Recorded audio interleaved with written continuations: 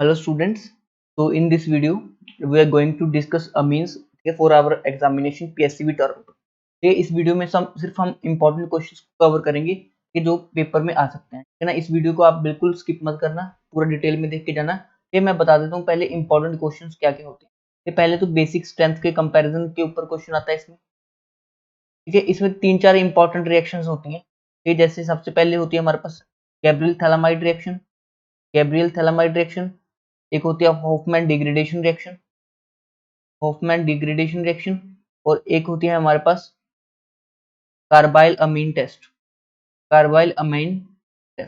है, ये 3 रिएक्शन करनी है। उसके अलावा जो डाइजोनियम सॉल्ट बनता है हमारे पास, उस रिएक्शन को हम बोलते हैं डाईएजोटाइजेशन रिएक्शन। और डाईएजोटाइजेशन रिएक्शन की 3 फर्दर रिएक्शन होती हैं। एक होती है सैंडमेयर रिएक्शन, एक होती है गैटरमैन रिएक्शन, और एक होती है बाल्स-ह्यूमन रिएक्शन। ठीक है, ये तीनों रिएक्शन डाईएजोटाइजेशन क्या होती है, सैंडमेयर क्या होती है, गैटरमैन क्या होती है, बाल्स-ह्यूमन क्या होती है, ये मैंने ऑलरेडी, ठीक है, जिस वीडियो में मैंने सारे नेम रिएक्शन कवर किए हैं उसमें कवर कर दिए। ये बाकी जो इंपॉर्टेंट टॉपिक्स बनते हैं, ठीक है, जो रीजनिंग बेस्ड क्वेश्चन बनते हैं, ठीक है, वो मैं बताता हूँ कौन कौन से इंपॉर्टेंट है। ये सबसे पहले बेसिक स्ट्रेंथ का मतलब समझो। जो अमीन्स होते हैं, ठीक है, अमीन्स कैसे होते हैं, जैसे RNH2 है, ये नाइट्रोजन के ऊपर क्या प्रेजेंट होता है, लोन पेयर प्रेजेंट होता है। ठीक है, अगर यहाँ पे 2 H प्रेजेंट है तो ये क्या होगा, 1 डिग्री अमीन। अगर 2 ग्रुप अटैच होंगे नाइट्रोजन से, मतलब एक हाइड्रोजन होगा, तो इस तरह का अमीन को हम बोलेंगे 2 डिग्री अमीन। और 3 डिग्री अमीन में क्या होगा, तीनों क्या होंगे हमारे पास, आर ग्रुप्स होंगे। ठीक है, आर ग्रुप डिफरेंट भी हो सकते हैं और हमारे पास सेम भी हो सकते हैं। ठीक है, इसको हम बोलते हैं 3 डिग्री अमीन। ये बेसिसिटी का जो ऑर्डर होता है, ठीक है, बेसिक स्ट्रेंथ हम 2 मीडियम में देखते हैं। एक होता है गैसियस मीडियम, और एक होता है हमारे पास एक्वस मीडियम। ये एक्वस मीडियम में अलग ऑर्डर होता है और गैसियस मीडियम में अलग ऑर्डर होता है। ठीक है, इन दोनों बातों को हमने ध्यान रखना है। ठीक है, देखो जैसे जो बेसिसिटी का मतलब क्या होता है, जनरल मीनिंग क्या होता है बेसिसिटी का, लोन पेयर डोनेट करने की टेंडेंसी क्या होती है हमारे पास, बेसिक स्ट्रेंथ होती है। अब इस केस में नाइट्रोजन कब डोनेट करेगा, जब इसके पास नाइट्रोजन के पास इलेक्ट्रॉन डेंसिटी ज्यादा होगी। मतलब आर ग्रुप क्या करते हैं, इलेक्ट्रॉन डेंसिटी इंक्रीज करते हैं, और आर ग्रुप के इंक्रीज होने के साथ साथ क्या होगा, हमारे पास बेसिसिटी क्या होगी, इंक्रीज होगी। मतलब अगर मैं पूछूं, ठीक है, एनिलीन वर्सेस अमोनिया, ठीक है, एनिलीन वर्सेस अमोनिया कौन ज्यादा बेसिक होगा। ठीक है, एनिलीन वर्सेस अमोनिया कौन ज्यादा बेसिक होगा, तो एनिलीन का स्ट्रक्चर क्या होता है, ये वाला होता है, और अमोनिया क्या होता है हमारे पास, NH3 होता है। ठीक है, इसमें जो लोन पेयर है, ठीक है, that is the part of resonance, जिस करके ये नाइट्रोजन डोनेशन के लिए अवेलेबल नहीं है, बट यहाँ पे लोन पेयर क्या है, फ्री है, तो ज्यादा बेसिक कौन हो जाएगा, अमोनिया हो जाएगा। अगर हम कंपेयर करें बेंजाइल अमीन वर्सेस एनिलीन, ठीक, बेंजाइल अमीन क्या होता है हमारे पास, जब बेंजीन रिंग के ऊपर, ठीक है, पहले एक कार्बन आता है, फिर क्या जुड़ा होता है हमारे पास, NH2 ग्रुप जुड़ा होता है। इस तरह के अमीन को हम क्या बोलते हैं, बेंजाइल अमीन बोलते हैं। और इसमें क्या है, जो लोन पेयर है, रेजोनेंस का पार्ट नहीं है। बट एनिलीन के केस में, ठीक है, डायरेक्टली NH2 जुड़ा होता है, तो ये क्या होता है हमारे पास, लोन पेयर रेजोनेंस का पार्ट होता है। तो ज्यादा बेसिक कौन हो गया हमारे पास, बेंजाइल अमीन हो गया। ठीक है, अगर मैं बात करूं इस गैसियस मीडियम में, गैसियस फेज में अगर हम बात करें, तो ऑर्डर क्या बनता है हमारे पास बेसिसिटी का, 3 डिग्री, 2 डिग्री, 1 डिग्री। ठीक है, अगर हम गैसियस फेज में बात करें तो ऑर्डर क्या बनता है, 3 डिग्री, 2 डिग्री, 1 डिग्री। मतलब सबसे ज्यादा बेसिक कौन होगा, ये वाला। ये गैसियस फेज की बात हो रही है। ये क्यों, 3-3 आर ग्रुप लगे हुए हैं, और 3-3 आर ग्रुप क्या करेंगे, इलेक्ट्रॉन डेंसिटी नाइट्रोजन के ऊपर इंक्रीज कर देंगे। अगर 2-2 CH3 ग्रुप लगे हुए हैं तो इसको हम 2 डिग्री बोलेंगे। फिर क्या हो गया हमारे पास, ठीक है, 1 डिग्री। ये क्या होता है हमारे पास, बेसिसिटी का ऑर्डर होता है इन गैसियस फेज।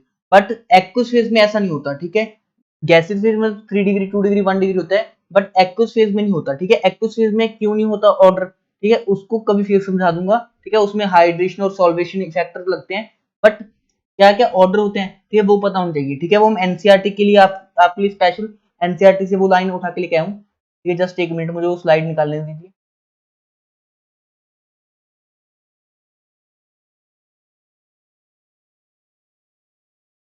हाँ, ये देखिए, ठीक है, ये आपके एनसीईआरटी की बुक से ही लेके आया हूँ मैं उठा के। ठीक है, देखो, अगर हमारे पास जो आर ग्रुप है, ठीक है, मतलब अगर इथाइल है वो, ठीक है। अगर R ग्रुप क्या है, इथाइल, तो ऑर्डर क्या बन रहा है हमारे पास, 2 डिग्री सबसे ज्यादा, देन 3 डिग्री, देन 1 डिग्री। ठीक है। अगर हमारे पास अल्काइल ग्रुप प्रेजेंट है तो बेसिसिटी का ऑर्डर क्या बनेगा हमारे पास, 2 degree, then 3 degree, then 1 degree. ठीक है, इन द एक्वस मीडियम। ठीक है, ये ऑर्डर किसमें, देखो एक्वस मीडियम में। अगर हमारे पास जो अल्काइल ग्रुप है वो मिथाइल है, तो उस केस में जो ऑर्डर बनेगा दैट इज 2 डिग्री सबसे ज्यादा, देन 1 डिग्री, देन 3 डिग्री। ठीक है, देखो बिल्कुल ऑपोजिट ऑर्डर है बेसिसिटी के।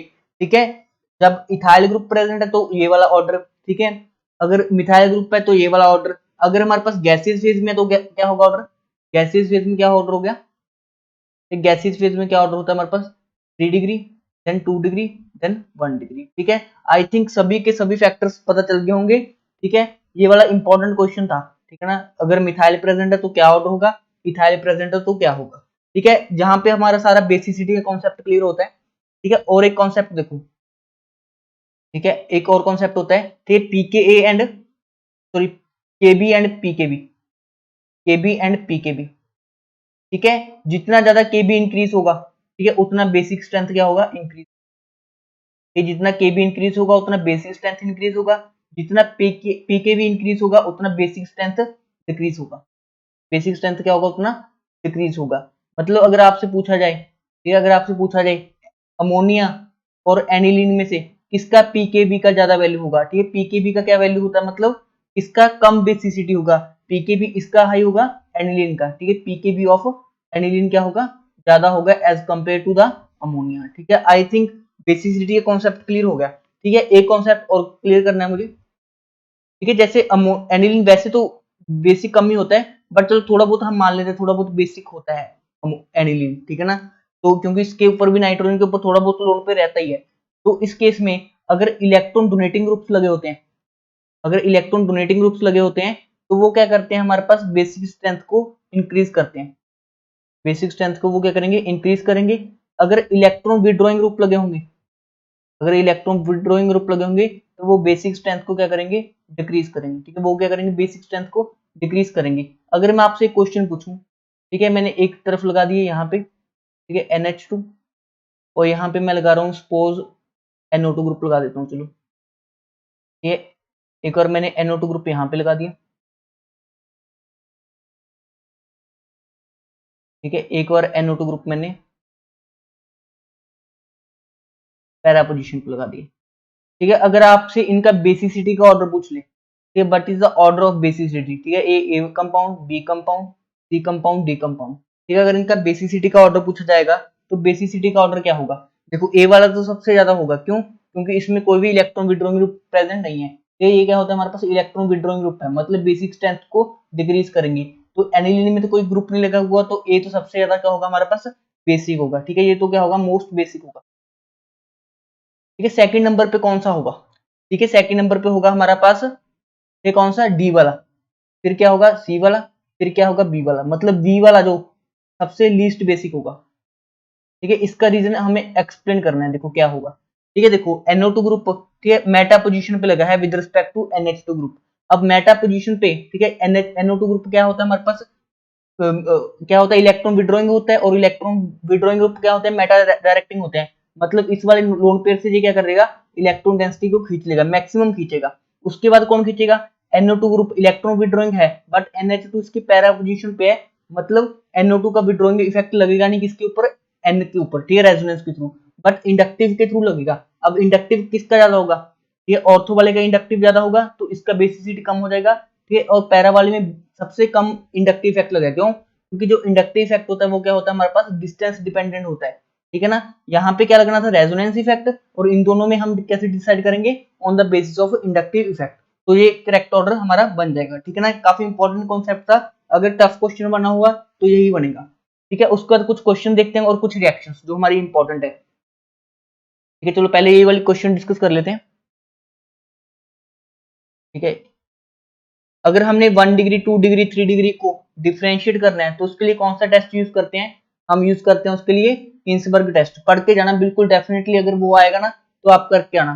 ठीक है, हम देखते हैं कपलिंग रिएक्शन। ठीक, कपलिंग रिएक्शन में क्या होगा, ठीक, जैसे हमारे पास डाइजोनियम सॉल्ट होता है, this is diazonium salt N2 positive, जब हम इसको फिनोल के साथ ट्रीट करते हैं, जब किसके साथ ट्रीट करते हैं, फिनोल के साथ ट्रीट करते हैं तो सिंपली क्या होगा हमारे पास इन दोनों के बीच में, ठीक है, क्या बन जाएगा, आपस में बॉन्ड बन जाएगा, ठीक है, ऐसे इनके बीच में क्या बन जाएगा, बॉन्ड बन जाएगा, ठीक है। और ये क्या होती है, एक ऑरेंज डाई होती है, ठीक है, डाई क्या होती है, which are responsible for colour of compound, ठीक है। ये हमारे पास जो डाइजोनियम सोल्ट है, ठीक है, कपलिंग रिएक्शन फिनोल के साथ भी करता है और एनिलीन के भी साथ करता है। सिंपली हमने एन डबल बॉन्ड, एन का किसके साथ बॉन्ड बना देना है, आपस में इनका बॉन्ड बना देना, मतलब कपल कर देना।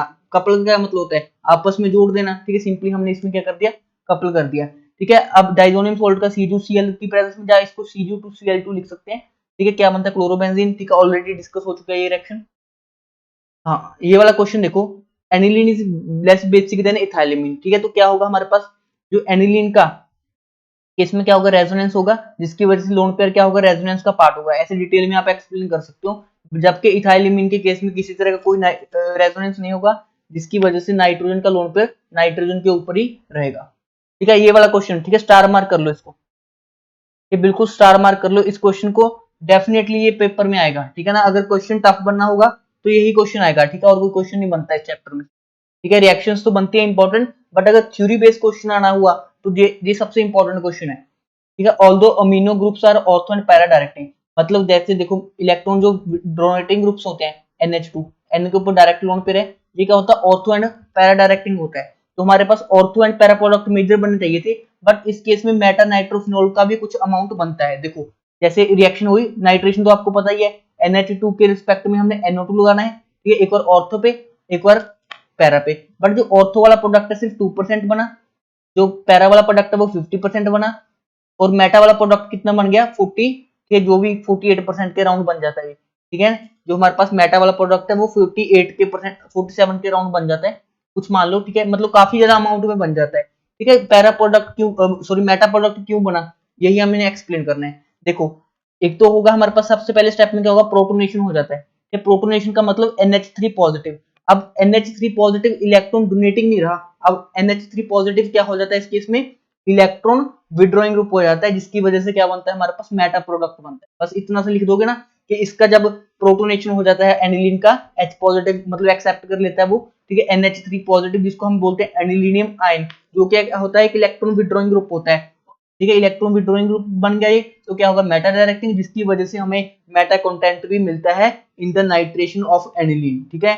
ये बहुत इंपॉर्टेंट क्वेश्चन है, ठीक है। कल अगर पेपर में आया तो मुझे थैंक्स बोल देना, ये बहुत इंपॉर्टेंट क्वेश्चन है ये वाला, ठीक है। हाँ, एक ये रिएक्शन देख लो, ठीक है, शॉर्टकट बूमन रिएक्शन, ठीक है, इसमें एक फिनोल होगा, ठीक है, ऐसे करनी होती है ये रिएक्शन। देखो एक फिनोल होता है हमारे पास, ठीक है, और एक क्या है हमारे पास, ठीक है, C डबल बॉन्ड OCl,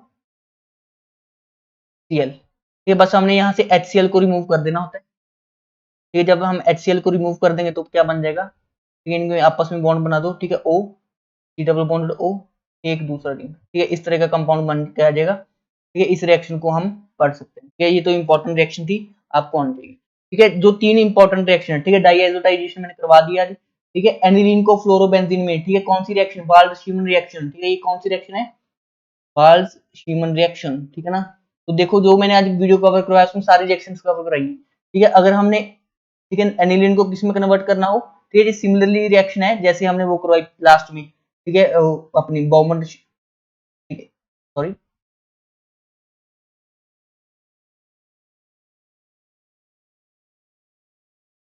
जो लास्ट में हमने रिएक्शन की है ये वाली, ठीक है, इस टाइप की शॉकट मूवमेंट टाइप की रिएक्शन ही है ये वाली, सेम अगर एनिलीन से करानी हो हमने, ठीक है। उसके बाद जो इंपॉर्टेंट क्वेश्चन बनते हैं, ठीक है, तीन इंपॉर्टेंट रिएक्शन है जो सबको आती होंगी मुझे उम्मीद है। गेटरमैन रिएक्शन सबको आती होगी, डाइएजुटेशन सबको आती होगी, ठीक है। इसमें क्या बन रहा है हमारे पास, ठीक है, रिडक्शन रिएक्शन है, ठीक है। पहले क्या हो जाएगा, नाइट्रेशन हो जाएगा, उसके बाद नाइट्रेशन का जो NO2 ग्रुप का, ठीक है, 10HCl की प्रेजेंस में क्या हो जाता है, रिडक्शन हो जाता है, ठीक है। ये वाली रिएक्शन भी इंपॉर्टेंट है, ठीक है। हाँ, ये वाली रिएक्शन आप याद कर सकते हो, इसको मैंने यूट्यूब पर ऑलरेडी डाल रखा है, ठीक है, मैंने यूट्यूब से स्क्रीनशॉट लिया अपने चैनल के, ठीक है। NO2 का, ठीक है, मतलब नाइट्रो ग्रुप का क्या हो जाता है, रिडक्शन करवाना होता है। रिडक्शन के लिए कौन कौन से ग्रुप चाहिए होता है मेरे पास, या तो H2 निकल ले लो, या टिन HCl ले लो, या आयरन HCl ले लो, या लिथियम एल्यूमिनियम हाइड्रेट ले लो, इन ईथर, ठीक है। सब में क्या बन जाएगा हमारे पास, RNO2 का क्या बन जाएगा, RNH2 बन जाएगा, ठीक है ना। ये रिएजेंट सब कॉमन है, ठीक है, सारे चैप्टर्स में। उसके बाद, ठीक है, ये वाली रिएक्शन इंपॉर्टेंट है, गैब्रियल थैलामाइड रिएक्शन। ठीक है, इस रिएक्शन में सबसे पहले हम थैलामाइड लेते हैं। ये थैलामाइड क्या होता है, अमाइड है, मतलब NH, ठीक है, C डबल बॉन्ड ONH होएगा ना इसमें अमाइड में। ये वाला स्ट्रक्चर होता है इसका KOH की प्रेजेंस में। ठीक है, KOH कौन सा लेना होता है, कॉन्सेंट्रेटेड। अब बेस का काम क्या है, H पॉजिटिव को एक्सट्रैक्ट करना, तो ये H को निकाल देगा, तो यहाँ पे क्या बन जाएगा, N नेगेटिव। N नेगेटिव को कौन स्टेबलाइज करेगा, K पॉजिटिव। ठीक है, अब उसका रिएक्शन फर्दर हम किसके साथ करेंगे, अल्काइल हैलाइड। अब ये अल्काइल हैलाइड किस नेचर का होना चाहिए, एलिफेटिक होना चाहिए, मतलब एरोमेटिक नहीं होना चाहिए, क्योंकि हमने इसमें प्राइमरी अमीन बनाना है। ठीक है, फिर N नेगेटिव किसको अब्स्ट्रैक्ट कर लेगा, R को, NR, और इसका फाइनली बेस की प्रेजेंस में हमने 1 डिग्री अमीन बना देना है, और क्या बना देना है, ये वाला साइड प्रोडक्ट बना। ठीक है, इस वाली रिएक्शन को डिटेल में पढ़ लेना, जिसको यूट्यूब पे मैंने डिटेल में एक्सप्लेन किया है, ये इसको याद कर लो बस एज इट इज।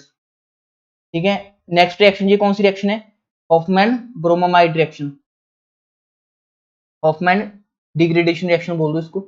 ये डिग्रेडेशन क्यों बोलते हैं, देखो इसमें मैंने सबसे पहले अमाइड लिया, अमाइड का रिएक्शन किसके साथ कराया, Br2 और NaOH के साथ, और इसमें नंबर ऑफ कार्बन एटम्स कितने थे, 1 और 2।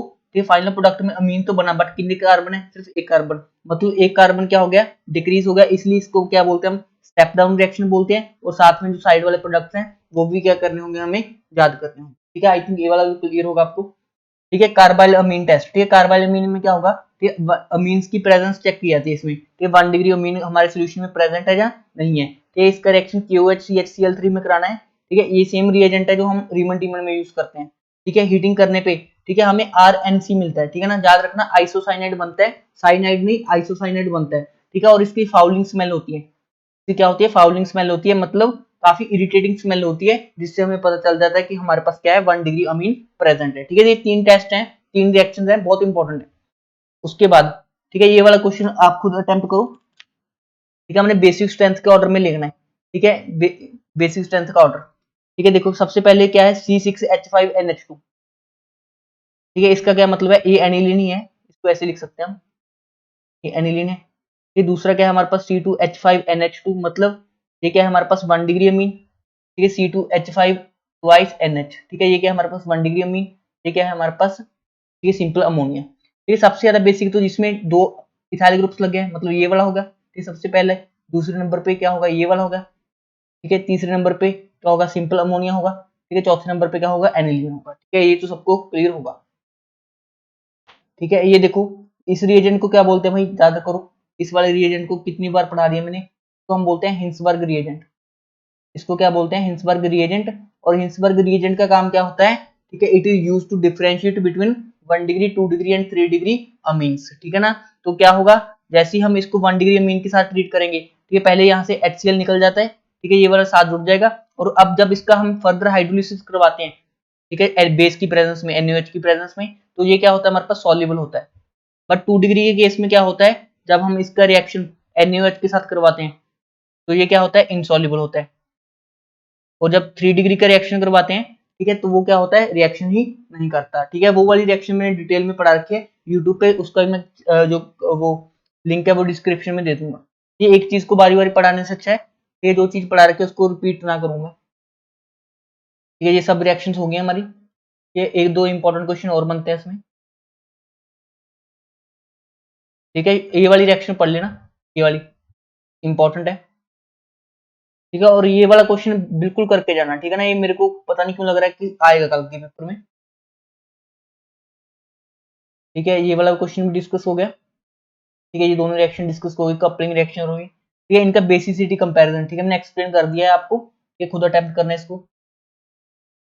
ये बाकी सारे कॉन्सेप्ट इस चैप्टर के कवर हैं। अगर जितना मैंने इस वीडियो में करवाया है, अगर आप उतना भी कर जाते हो, तो आपके 4 मार्क्स आने की गारंटी है। क्यों, क्योंकि मुझे लगता है इस चैप्टर में से शायद और में आएगा। ठीक है, मतलब चॉइस होगी आपको। ठीक है, तो आपके लिए चैप्टर इजी बनेगा। ठीक है ना, तो I think you have enjoyed this session. ठीक है, एक रिएक्शन भूल गया मैं, ठीक है, मेंडिस रिएक्शन होती है। ठीक है, RCN का, ये सोडियम इथेनॉल की प्रेजेंस में क्या होता है, रिडक्शन होता है RnH2 में। ठीक है, इस रिएक्शन को मेंडियस रिएक्शन बोलते हैं। ठीक है, इसको अच्छे ढंग से पढ़ लेना। ठीक है, ये भी आ सकती है कि एक्सप्लेन करो मेंडियस रिएक्शन। ये बाकी सारी रिएक्शन हमने कवर कर दी है। ये एक और खुद प्रैक्टिस कर लेना इस वीडियो को देख के, और जो भी पुरानी वीडियोस हैं उसकी भी हेल्प ले लेना। ठीक है, इस चैप्टर में से 4 मार्क्स पक्के कर लेना, क्योंकि ये छोटा सा चैप्टर है और इजी है, बाकी चैप्टर के कंपैरिजन में बहुत छोटा चैप्टर है। ठीक है, thank you for watching this video.